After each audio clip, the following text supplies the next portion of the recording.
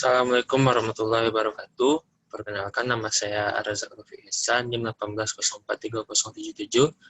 Baik, di sini saya akan menampilkan webinar presentasi mengenai tugas kasus minggu ke-14 mata kuliah Sistem Informasi Manajemen.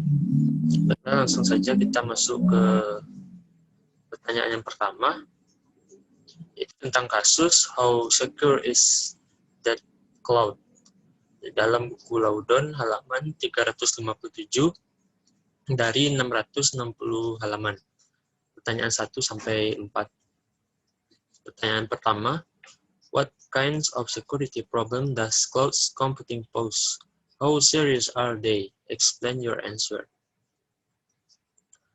Jadi masalah terbesar terhadap data cloud computing untuk sebagian perusahaan melibatkan kurangnya penambalan perangkat lunak atau kesalahan konfigurasi.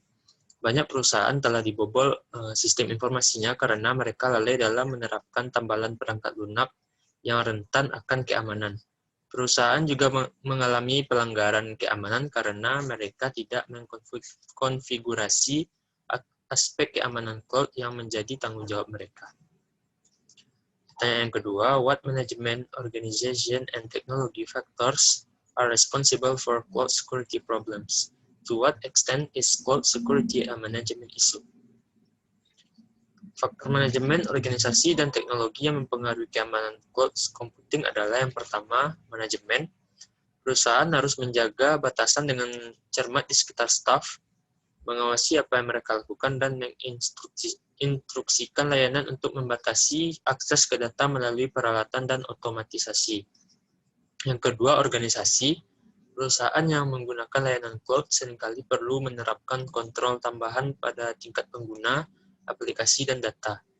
Dan yang ketiga, teknologi, mengelola keamanan data privasi untuk layanan cloud, mirip dengan mengelola infrastruktur TI tradisional, namun dengan resiko yang berbeda. Perusahaan perlu merevisi praktik keamanan cyber, dan mereka menggunakan layanan cloud publik sehingga memungkinkan mereka untuk melindungi data.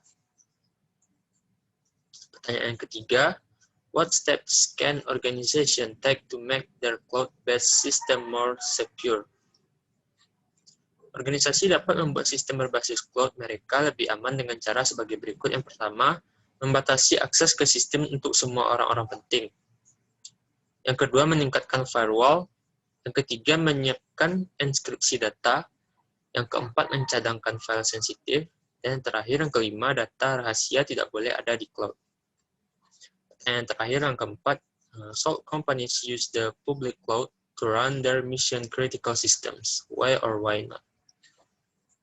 Menurut pendapat saya, perusahaan tidak boleh menggunakan cloud publik, terutama untuk menjalankan sistem yang sangat penting. Hal ini karena faktor mission critical ke suatu sistem sangat penting untuk operasi bisnis. Cloud publik adalah sistem komputasi yang memungkinkan akses ke database orang-orang jika mereka ingin membeli dan mendaftar ke sistem mereka.